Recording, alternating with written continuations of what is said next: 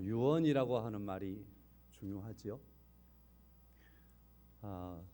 유언을 할 때에는 아마도 그가 인생을 살았던 자기의 모든 가치를 담아서 자기의 자손들에게 혹은 자기 뒤를 이은 아직 살아남아야 될 사람들에게 꼭 필요한 그런 당부의 말이겠지요.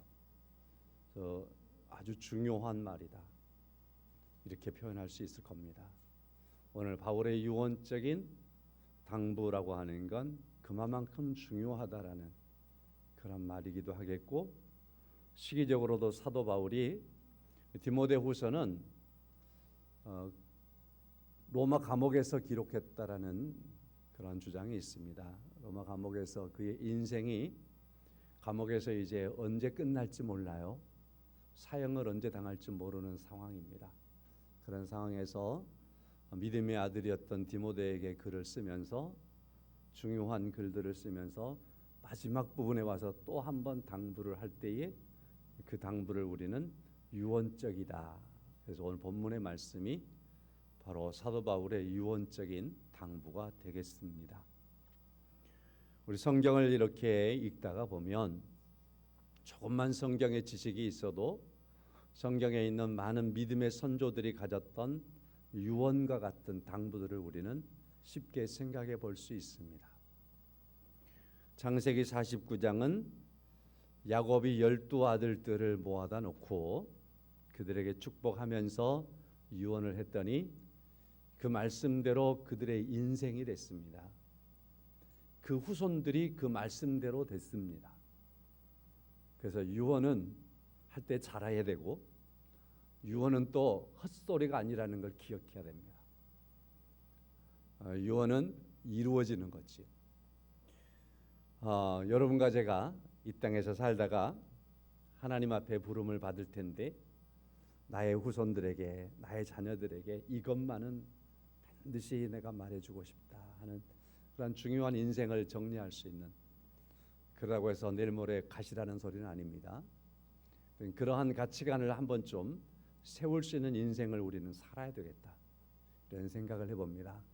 마지막 눈 감으면서 자녀들에게, 후손들에게 내가 무슨 말을 해줄까라고 하는 걸 하나도 정리하지 못했다면 그 인생을 좀 우리가 의심해 볼 만한 거 아니겠습니까?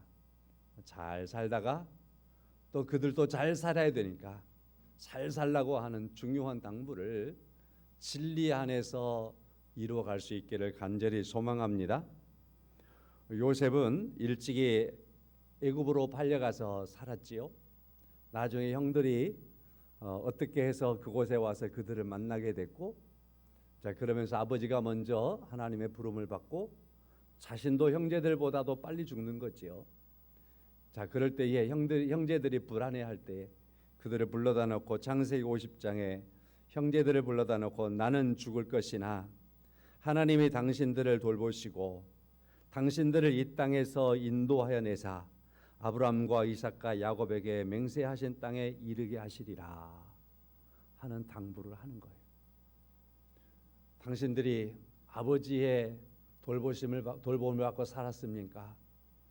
애굽에 내려와서 내가 당신들을 돌보았다고 생각합니까? 그러나 나도, 아버지도 일찍이 돌아가셨고 나도 지금 죽습니다. 우리를 돌보시는 이는 하나님이십니다. 하나님께서 돌보십니다. 아브라함의 하나님, 이삭의 하나님, 야곱의 하나님, 그 하나님께서 돌보시고 그 하나님께서 약속하신 대로 당신들의 후손들을 반드시 인도하여 약속의 땅으로 이끄실 겁니다. 믿음을 심어놓고 또 나는 죽으나, 나는 이 땅에서 죽지만 그러나 나중에 이 약속대로 될 때 내 뼈를 가지고 약속의 땅으로 가주십시오. 이러한 예언을, 이러한 유언을 하는 거죠. 단순한 유언이 아니었습니다. 하나님은 약속의 하나님입니다. 하나님은 반드시 인도하십니다. 하나님께서 반드시 이루십니다. 하나님께서 반드시 인도하십니다. 중요한 믿음을 심었던 유언입니다. 모세는 신명기 33장에서 죽음을 앞두고 이스라엘 모든 지파들을 축복하면서 유언하는 것도 우리가 만나볼 수 있습니다. 마태복음 28장 19절 20절 말씀에 예수님께서 그러므로 너희는 가서 모든 민족을 제자로 삼아 아버지와 아들과 성령의 이름으로 세례를 베풀고 내가 너희에게 분부한 모든 것을 가르쳐 지키게 하라. 볼지어다 내가 세상 끝날까지 너희와 항상 함께 있으리라. 이 말씀은 예수님의 유언적인 말씀이죠.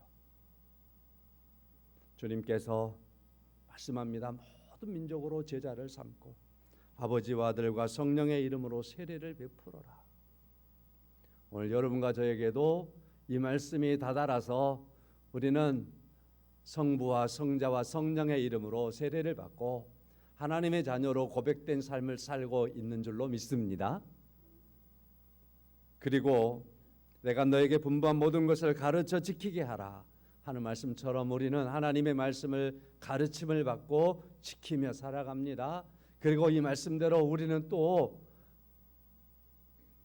모든 사람들이 성부와 성자와 성령의 이름으로 세례를 받을 수 있도록 우리는 또 주의 말씀을 전하고 그들을 주께로 인도하는 삶을 살아야 될 책임과 주님의 그 유언의 말씀에 대한 의무가 있습니다. 끝날까지 너희와 항상 함께 있으리라 하시는 말씀처럼 세상 끝날까지 주님은 우리와 함께 하실 줄로 믿습니다. 이런 말씀들이 얼마나 소중하지요. 오늘 사도 바울은 본문의 말씀에서 이처럼 유언하고 있습니다. 유언과 같은 말씀을 하고 있어요. 조금 있다가 조금 더 살펴보기로 하고요. 제가 지난 한 주간 동안 저에게 있어서 지난 한 주간 동안에 어떤 그 주제, 저의 아젠다였는데요. 이런 생각을 책을 한 권을 제가 소개를 받았어요. 책이 뭐냐면 진실 따위는 중요하지 않다.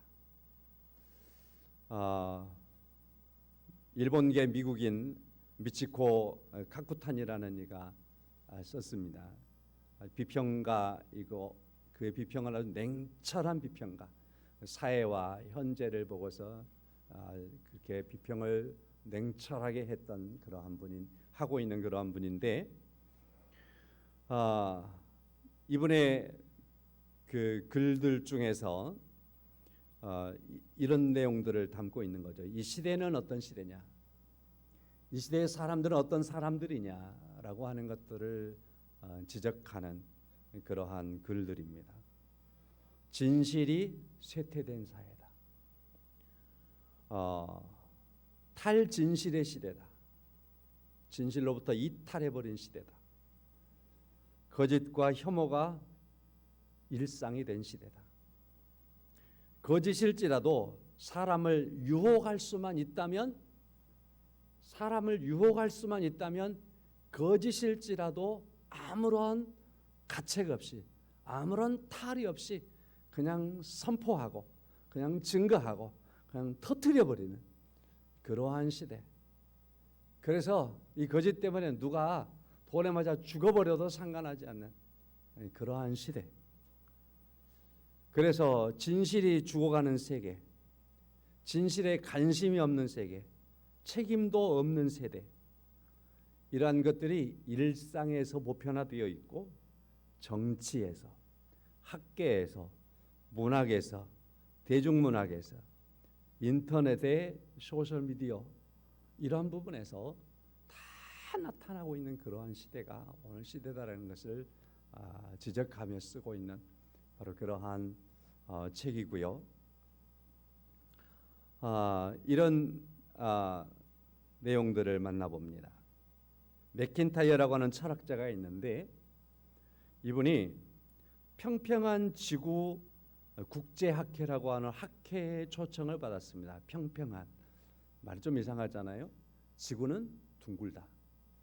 이건 과학자가 아니어도 이제는 다 받아들여요. 그죠?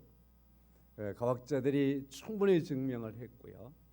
지구가 둥글다는 걸 믿지 않는 사람이 없어요 하면 거짓말이 돼요. 왜냐하면 평평한 지구 학회라고 하는 학회가 있으니까. 지구가 그 사람들은 누가 뭐래도 지구는 둥글지 않고 평평하다. 이걸 주장하는 사람들이, 그걸 믿는 사람들. 그래서 이 사람들의 학회에 이 맥킨타이어가 참여하면서 그들에게 48시간 동안, 24시간이 하루죠. 48시간 동안 이 사람이 그에게 있는 모든 것을 다 동원해서 그들에게 지구는 둥근 겁니다. 지구가 둥글다는 게 사실입니다. 왜 둥그냐? 과학자고 철학자니까 그 지구에 둥글다라고 하는 이유들을 그렇게 설명하라고 온 진심을 다해서 그렇게 말을 했는데 48시간 동안 한 사람도 바꾸지 못했다. 두 손 두 발을 딱 들었던 이야기를 기록합니다. 그 사람들은 어떤 증거를 내놓아도, 하얀 것을 하얗게 그들에게 보여주어도 그들이 말하는 건 지구는 평평하다니까. 어떤 설명에도 우리말로 씨알도 안 먹히는 그런 사람들. 그러니까 이 사람이 뭐라고 하냐면 48시간 동안 그렇게 해도 안 되니까 그들에 대해서 정의를 내립니다. 그들은 바로 그 자체가 정체성이었다. 그 사람 그 자체였다라는 것. 그 인생 자체였다라는 것. 그 자체였다라는 것. 이건 무엇을 대놓아도 흔들리지 않고, 어떤 것을 집어넣어도 변하지 않고, 어떤 걸 가르쳐 줘도 거기에 대해서 반응하지 않고 그냥 평평해. 둥근 걸 보여줘도 평평하다니까. 이렇게 주장하는 그러한 사람. 그래서 진리가 아무리 그들의 깃전을 두드려 펴도 그들 안에 진리가 스며들어가지 않는 거죠. 바로 그러한 시대. 오늘 시대는 바로 그러한 사람들이 많은 시대다. 진리라고 하는 것이 안 받아들여지고 오히려 탈진리 시대, 탈진실 시대, 그러한 시대가 오늘 이 시대다라고 하는 것을 말하는 거죠. 한 주간 동안 살아오면서 참 많은 고민을 하면서 그렇구나. 사람들이 그러는가 보구나. 성경은 뭐라고 말하고 있을까? 오늘 3절 말씀입니다. 때가 이르리니, 어느 때가 되면 사람이 바른 교훈을 받지 아니하며 귀가 가려워서 자기의 사욕을 따를 스승을 많이 두고 또 그 귀를 진리에서 돌이켜 허탄한 이야기를 따르리라. 바로 이 3절과 4절의 말씀이 때가 이르리니 사도 바울이 말하면서 이런 말씀들을 하고 있는데, 그때가 이르렀구나. 오늘 이 시대가 바로 진실 따위는 아무런 소용이 없다. 진실 따위는 뭐 어떠한 것도 필요 없다. 뭐 그런 진실 따위는 그런 건 논할 것도 없다. 중요하지 않다. 그냥 여기 3절 말씀처럼 누가 바른 교훈을 해도 그거 받을 이유가 없다. 아무리 좋은 교훈이어도 의미가 없다라는 거예요. 자기에게. 귀가 가리워져서 자기의 사욕을 따를 스승만 두고 살아가는 세상. 저는요 3절 하반절에 있는 귀가 가리워져서 자기의 사욕을 따르는 스승을 많이 두고라는 말을 굉장히 이해하기가 어려웠습니다. 지금까지, 최근까지. 요즘 이제는 이해가 가능해졌어요. 여러분은 이해가 가능했었습니까? 사람들이 자기의 이익이 될 수만 있다면, 자기의 돈만 벌 수 있다면 여러 가지 적용 가능하겠죠. 내 식구만 좋다면, 내 자식만 괜찮다면, 내 가족만 설 수 있다면 그 이익을 따라서, 그 사욕을 따라서 스승을 많이 두고 사는 세상.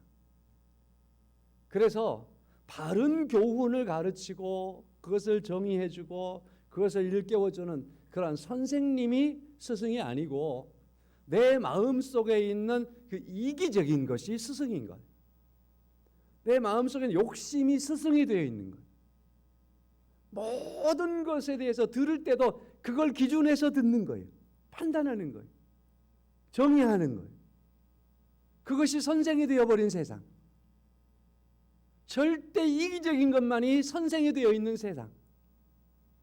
진실 따위는 별 의미가 없어요. 그냥 내 호주머니에 유익할 수 있다면 그냥 호도해도 괜찮아. 누구를 깎아도 괜찮아. 어떤 말을 해버려도 괜찮아. 거기서 오는 것만 내가 받아들이면 그게 내게 스승이고 그게 내게 가르침이라는 그러한 시대가 되어 있는 이러한 시대라는 것을 깨우치고 나니까 충격이 오는 거예요. 사도시대에 이런 말씀이 성경 말씀을 통해서 우리에게 주어졌고 그때가 이르리니 했는데 오늘 이 시대가 그 정점에 있는 시대가 되었구나 한 생각을 하니까 너무 충격이 되고 마음속에 제 마음속 안에도 어떤 자유가 없어지는 것 같아요. 갑자기 뭔가 답답해지고요. 뭔가 좀 놀린 것 같고요. 그런 생각을 하면서 한 주간을 살아왔습니다. 사도 바울은 이런 시대를 살아가야 할 그러한 사람들을 향해서 이런 시대를 맞이하는 그러한 믿음의 사람들 그리스도인들을 향해서 이렇게 말씀하지요. 2절의 말씀이에요. 1절 말씀부터 함께 보는 게 좋겠습니다만 하나님 앞에서 말해줍니다. 죽은 자 가운데서 다시 살아나셔서 우리의 심판자가 되시는 예수 그리스도 앞에서 분명히 말합니다. 다시 나타날 그가 나타나시고 다시 오실 때 이루어질 하나님의 나라를 두고서 분명하게 명합니다. 엄히 명합니다. 하면서 2절의 말씀에 이런 세대가 오를지라도 이 막막한 시대 속에서라도 하나님의 말씀을 너는 전파해야 한다. 때를 얻든지 못 얻든지 항상 그 일을 힘써야 한다. 범사에 오래 참고 가르침으로 경책하며 경계하는 것, 권하는 것을 계속해야 한다. 오래 참음 안에는 인내가 있죠. 계속해야 한다. 인내함으로 해야 한다. 그렇게 살아야 한다라는 것을 우리에게 말씀해주고 있습니다. 자, 이렇게 캄캄한 시대, 진리가 오도된 시대, 탈진실 시대이지만 그럼에도 여러분과 저는 살아계신 하나님을 믿고 살아계신 하나님 앞에 있고 죽은 자 가운데서 살아나신 예수 그리스도를 믿는 믿음 안에 있고 우리가 하나님의 나라를 소망하며 바라보며 살아가는 사람들로서 계속해서 주의 말씀을 전하는 삶, 전파하는 삶, 나에게도 전파하고 내 안에 전파하고 우리 가족에게 전파하고 우리 살아가는 그 환경 속에서 하나님의 말씀을 전파하고 그 하나님의 말씀대로 살기를 항상 힘쓰며 범사에 오래 참으면서 이 말씀을 끝까지 그래도 그들을 보고서 실망하지 않고 그래도 끝까지 주의 말씀 안에 그 교훈 안에 살아가는 여러분과 제가 될 수 있기를 주의 이름으로 간절히 축원합니다. 말씀이 너무 어려웠습니까? 하여튼 그래도 뭐 이것저것 다 떨어버리고 예수 믿는 사람답게 살아갑시다. 그렇게 살면 되겠죠. 자, 그러면서 이제 제가 오늘 5절부터 8절의 말씀을 통해서 몇 가지만 정리를 좀 하도록 하겠습니다. 첫째입니다. 모든 일에 우리는 신중해야 합니다. 헷갈리잖아요, 이 시대. 그렇죠? 많은 사람들이 따라가고 있는데 몇십만 명이 그 유튜브를 보면서 좋아요 눌러줬는데 그게 진리가 아닐 수 있다니까요. 그렇죠? 그러니까 신중해야 합니다. 우리는 잘 깨어 있어야 합니다. 이게 바로 이 말세 시대를 살아가는 그리스도인의 중요한 모습입니다. 5절의 말씀에서 보면 너는 모든 일에 신중하여 모든 일에 신중하여야 한다. 그렇게 말씀을 하고 있습니다. 한 칼럼을 읽었습니다. 심동철이라고 하는 칼럼니스트가 자신이 시편 46편 1절의 말씀을 만났던 것을 기록한 것을 이렇게 읽어보면서 은혜를 받아서 소개를 하겠습니다. 시편 46편 1절의 말씀은 이렇습니다. 하나님은 우리의 피난처시요 힘이시니 환난 중에 만날 큰 도움이시라 하는 말씀입니다. 1999년 이때는 다 어려웠을 때잖아요. 자, 이때의 겨울 사업이 부도나고 집이 넘어가고 그래서 사글세방으로 이사를 하고 너무 큰 충격을 받아서 절망 중에 있을 때에 하나님께 기도했답니다. 예수 믿는 사람들은 부자가 되어도 기도할 줄 알아야 되고 크게 낙심되어도 기도할 줄 알아야 되고 또 망해도 기도하는 것은 해야 합니다. 믿으십니까? 이렇게 좋을 때 평안할 때 제가 부족하지만 이렇게 말씀 건네준 이런 말씀들 꼭 기억하십시오. 잘 됐을 때도 기도해야 하고 평안할 때도 기도해야 하고 굉장히 무너졌을 때도 기도해야 하는 겁니다. 이건 그리스도인들에게 하나님께서 주신 놀라운 축복입니다. 그 축복을 절대 놓치지 않기를 바랍니다. 자, 사업이 이처럼 갑자기 망했으니 채권자들이 있겠죠. 고소도 했겠지요. 경찰이 계속 출두하라고 하기도 하고 뭐 이런 거에 시달리다 보니까 너무 힘들고 너무 지쳤답니다. 그러다 보니까 집에서도 맨날 부부싸움하고 그러니까 집도 이제는 천국이 아니라 지옥처럼 변해가는 거죠. 생계비 보니까 얼마 없는 거예요. 3만 원 가져다가 김치거리 사가지고 김치를 만들어서 이제 팔기 시작했답니다. 자, 그래서 김치를 만들어서 팔고 할 때 조금씩 시간이 나고 여유가 생기면 시편을 읽기 시작을 했다는 거예요. 시편을. 여러분 매일 성경 하십시오라는 거 꼭 하십시오. 성경 읽는 생활 꼭 하십시오. 사업에 실패한 사람이 보통 사람 같으면 성경 읽으려고 하겠어요? 그래도 3만 원 갖고 김치 담아서 팔고 시간 남으면 그 시간에 성경을 읽었다라는 거예요. 시편을. 계속 시편을 읽어갔답니다. 시편 46편 1절 말씀 46편에 갔을 때 시편 46편 1절 말씀을 딱 읽는데 그 말씀에 부딪혔는데 오, 이게 나구나. 하나님은 우리의 피난처시요 힘이시니 환난 중에 만날 큰 도움이시라. 이게 내게 하신 말씀이구나 하는 말씀으로 가슴을 꽉 쳤다라는 겁니다. 그래서 그 말씀에 붙들려서 이 말씀이 무슨 말씀일까?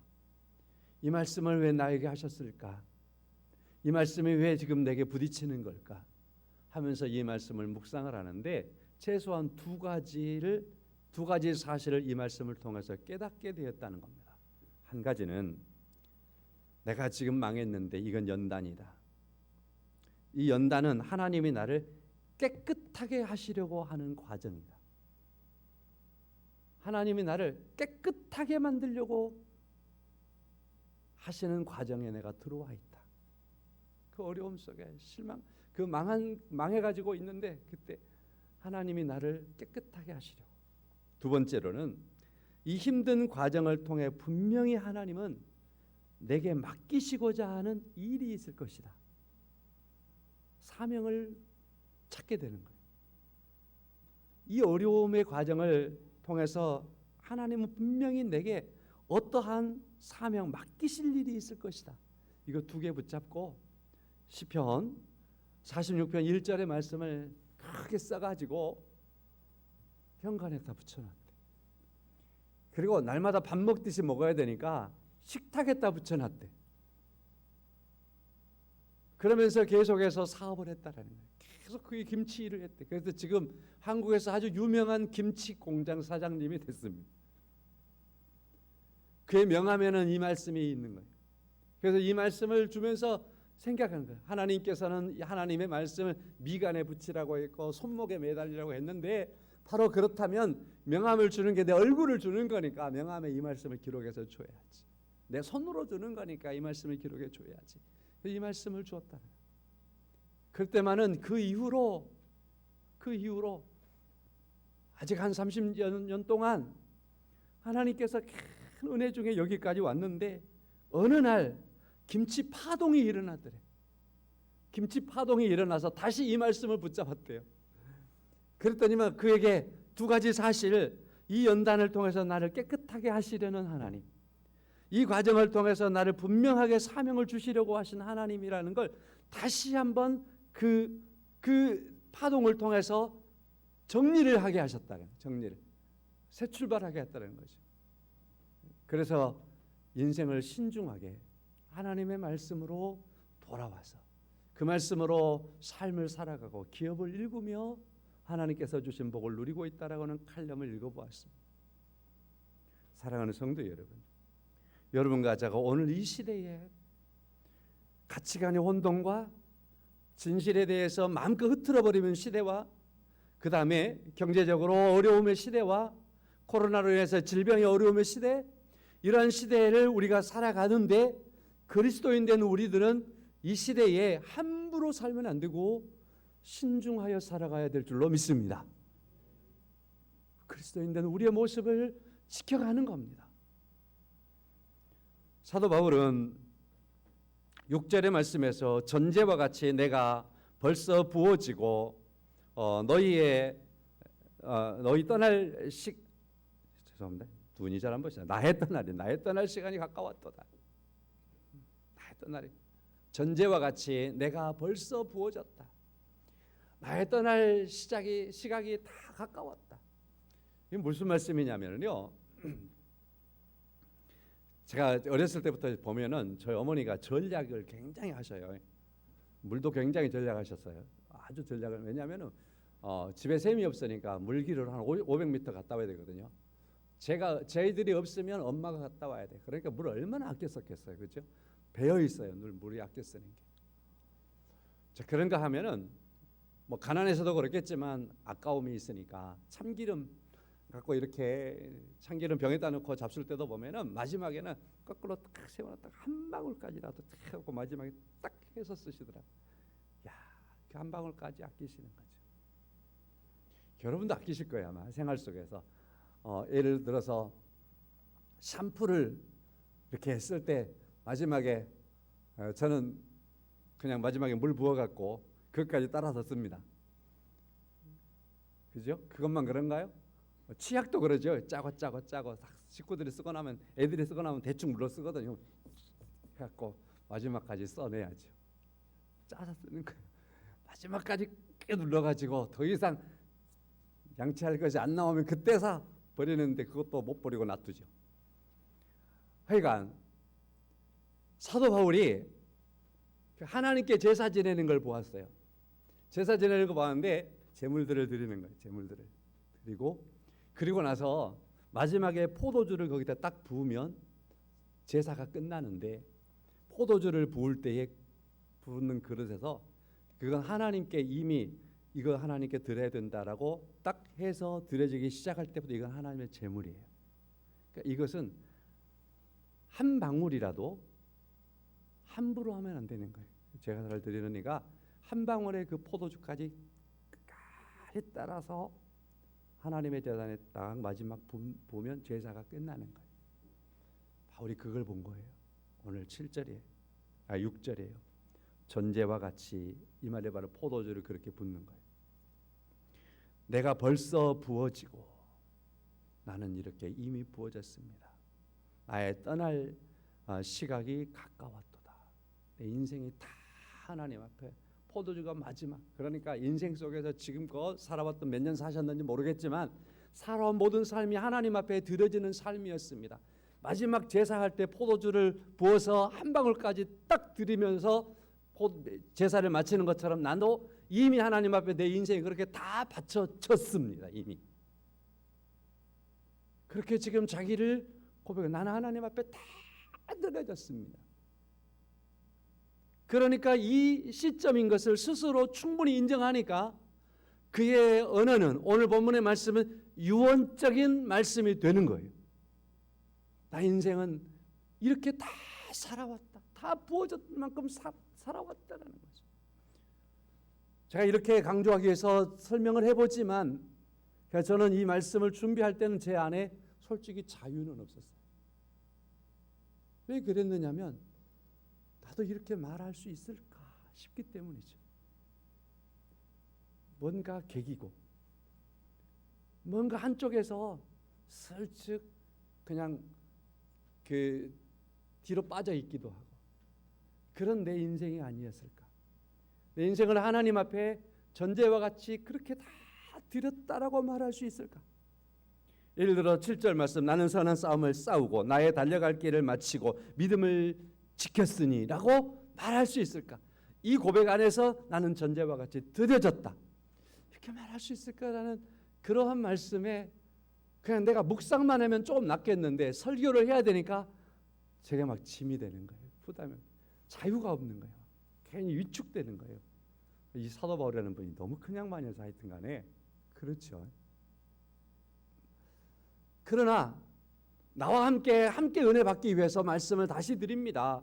사랑하는 성도 여러분, 여러분과 저는 오늘 이 시대를 살아가는 그런 시대 속에서 탈진실 세계 속에서, 그래서 하나님의 말씀에는 깃전으로 들으라고 생각도 않는 이 시대 속에서 그럼에도 불구하고 하나님의 말씀을 전파하라, 때려 얻든지 못 얻든지 전파하라, 힘쓰라, 믿음으로 참으면서 결코 감당해라 하는 이런 말씀을 우리가 받았는데, 이런 말씀을 받고서 전제와 같이 내가 드려졌다라고 말하는 그러한 삶의 위치까지 살아야 되겠는데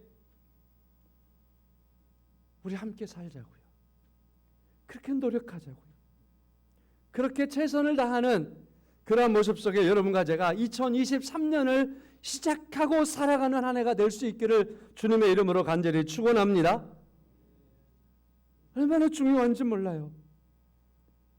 그러한 삶들을 사도 바울이 다 그렇게 살았는데 디모데에게 그렇게 살아라고 당부하고 있는 거예요. 그러니까 이 말씀은 오늘 여러분과 저에게도 그렇게 당부가 되어지는 그러한 말씀이라고 믿습니다. 저는 오늘 이 말씀을 드리는 것은요, 하나의 지금 밑바탕 깔아드리는 겁니다. 다음 주에 제가 열매와 관련된 설교를 해야 돼요. 주보에 보면은 2023년도 두 번째에 보면은 하나님의 은혜로 열매를 맺는 삶, 이 부분을 말씀을 드리기 위해서 오늘 제가 이 말씀을 지금 오늘 해드리는 거예요. 먼저 지금 전주에 먼저 해드리는 겁니다. 주님은 더 했지요. 주님은 더 했어요. 어느 정도 하셨죠? 십자가에서 그의 숨이 딱 걷어가는 순간에 다 이루었다 하고 가신 2023년을 우리가 맞이했고 살아가는 과정 속에서 우리의 열매 맺는 삶을 위해서 최선을 다해서 살아가는 그러한 삶을 살기 위해서 믿음의 사람들이 우리에게 주었던 유언적인 말씀들을 새겨 그 말씀 안에서 우리가 살아가는 중에 열매 맺는 삶을 이루어가는 그러한 삶으로 승리하시기를 축원합니다. 그러기 위해서 오늘 말씀을 한번 생각을 해보았습니다. 탈진실 속에서도 열매는 맺어야 합니다. 말씀을 전파함으로 때를 얻든지 못 얻든지 항상 힘쓰므로 오래 참음으로 이루어가야 합니다. 사도 바울처럼 해야 합니다. 신중하게요. 그리고 사도 바울처럼 고백할 수 있어야 됩니다. 내가 전제와 같이 이미 드려졌다라고 하는 그런 말씀과 같이요. 그러한 삶들을 우리가 바라보며 소망하며 하나님께서 여러분과 저로 하여금 그러한 삶을 살아갈 수 있도록 힘 주실 것을 믿고 주의 말씀 안에 반칙하지 않고 살아가는 여러분과 저의 삶이 될 수 있기를 주의 이름으로 간절히 축원합니다. 한 가지 이렇게 말씀을 드리며 오늘 설교를 마치겠습니다.